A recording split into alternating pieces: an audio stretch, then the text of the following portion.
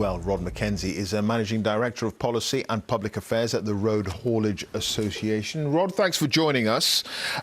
Real headaches, clearly, for your members. There's no question about that. I mean, in the run-up to January the 1st, and with no deal so far between the EU and the UK as far as future trade is concerned, it seems your members are trying to cut the number of possible journeys that there might be in January by stocking up now or actually trying to take more goods over there.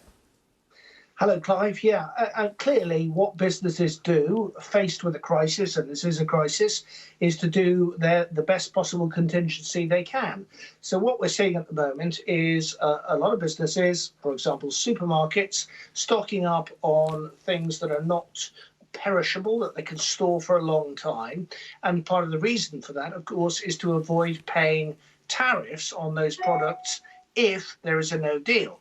But deal or no deal, no one should be in any doubt that there is a huge mountain of red tape, paperwork, etc., that needs to be got through.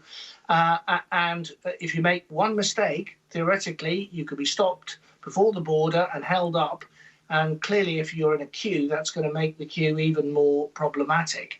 So the sort of queues we've been seeing in Kent and on the Irish crossing, for example, I fear, it is the shape of things to come. I mean, given what businesses are trying to do to sort of preempt any problems that there might be in January, do you think with all this work that's going on now, actually January might be quite quiet if there isn't a deal?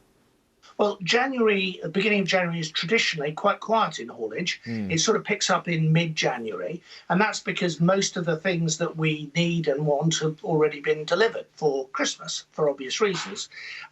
So I don't think we'll necessarily see massive queues on the 1st of January. I might be wrong, but certainly by the middle of January, those problems that there are, and there are big problems in the IT systems, in the number of customs agents available to process all this red tape, which we haven't had to do for many, many years, and the border facilities, which is all about really having the customs posts in place, and places also that you can park lorries if they need to be parked because they haven't got the right paperwork. You get one piece of paperwork wrong on your shipment of maybe 8,000 things, and that lorry is going to be held.